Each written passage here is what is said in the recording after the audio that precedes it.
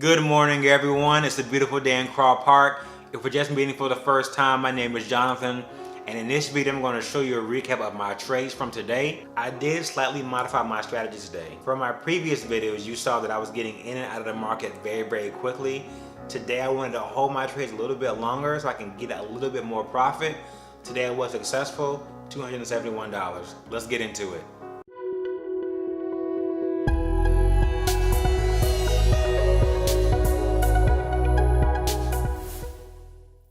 I'm extremely disappointed in myself because once again, this is the second time I've had to do a recap today. So let's examine the charts. As you know, when I trade, I use a 1 minute and a 5 minute chart.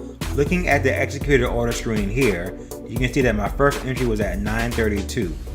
That was a failed market order. A market order is simply executed at the current price of the stock. Think of it like going to a restaurant and ordering lobster off the menu, and the price simply states market.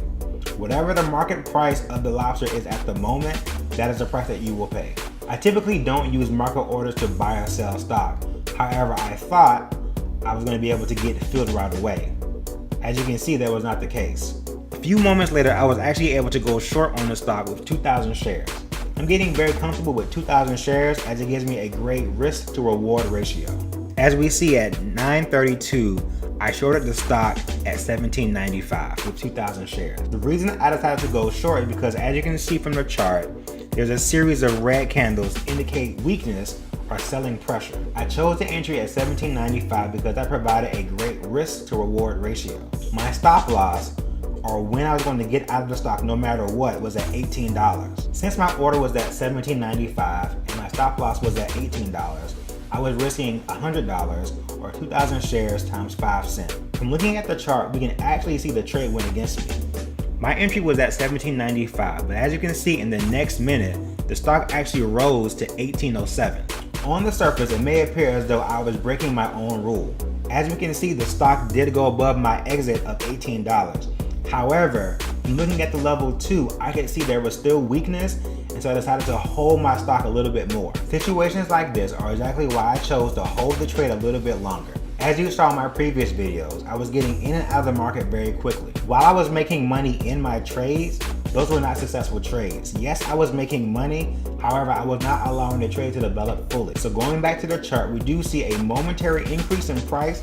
However, the stock did continue lower. As stated before, I'm looking to get the most out of each trade. As the trade was going in my favor, I decided to cover half my position with 1,000 shares. I only covered half my position because I wanted to see where the stock would go. My decision to hold was validated. As we can see, my entry was at $17.95 and I covered half at $17.91. Because I was able to hold, I was able to lock in a little bit more profit at $17.85 with the additional 1,000 shares. At 9:36, I took the exact same trade.